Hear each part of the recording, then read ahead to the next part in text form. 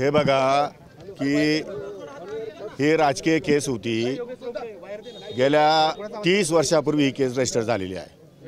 त्यावेळेस दिगुळे साहेब राज्यमंत्री होते। माझं आणि दिगुळे साहेबांचं राजकीय वैर होतं आणि त्या वैरत्वापोटी त्यांनी सरकारला सांगून माझ्यावरती ही केस केलेली होती। त्या केसचा निकाल 30 वर्षानंतर आज पहिल्यांदा लागलेला आहे। मेहरबान न्यायालयाने त्यांचा निकाल सुनावलेला आहे। निकालपत्र हे मोठं आहे, 40 पानाचं आहे। मी अजून वाचलेलं नाही।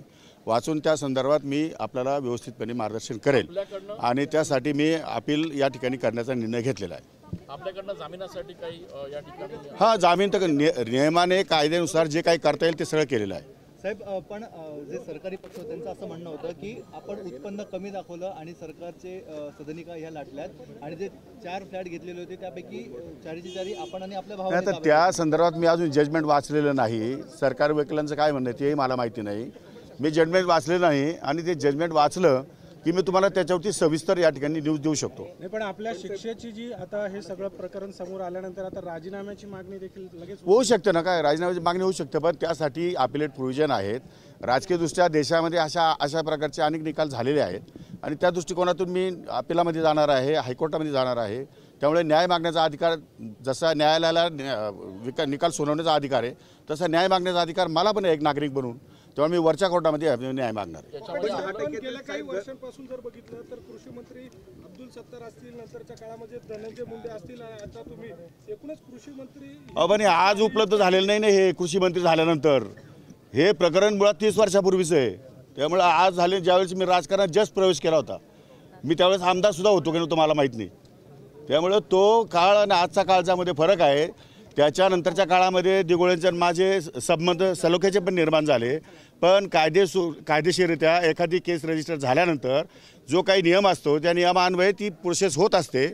उशिरा प्रोसेस झाली, त्यामुळे आज निकाल लागलेला आहे। आज निकालामध्ये मेहरबान न्यायालयाने जो काही शिक्षा सुनावली त्या संदर्भात मी रितसर या ठिकाणी जामीन घेतलेला आहे आणि आपल्यात या ठिकाणी जाणार आहे। एक आपण जामीन या ठिकाणी दाखल केलेला आहे का? जामिनासाठी अर्ज केला?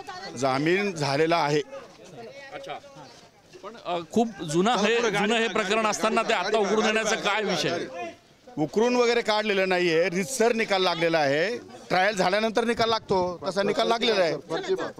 त्या संदर्भात अपिलेट प्रोव्हिजन आहे, अपिलेट प्रोव्हिजनमध्ये मी जाणार आहे। या ठिकाणी बघतोय की 1995चा खरं तर विषय आहे।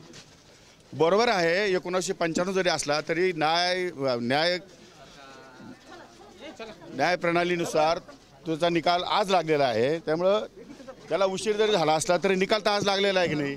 त्यात सारी कायदेशीर प्रोसेस फॉलो करून त्यासाठी अपिलेट प्रोव्हिजन मी करणार आहे। 10% कोट्यातलं नेमकं काय घडलेलं काय आता हे न्यायालयीन बाब आहे, या संदर्भात मी तुम्हाला जास्त भाष्य करणार नाही। अपिलेट प्रोव्हिजन ज्यावेळेस होईल त्यावेळेस आपण माझी बाईट घ्या किंवा आमच्या वकिलाबरोबर बोला, ते तुम्हाला सविस्तर सांगतील।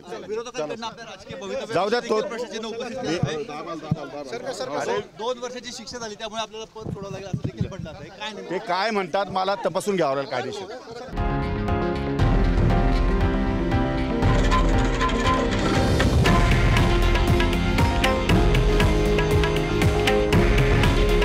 हे आहे देशातील नंबर 1 न्यूज नेटवर्क आणि आपण पाहत आहात TV9 मराठी।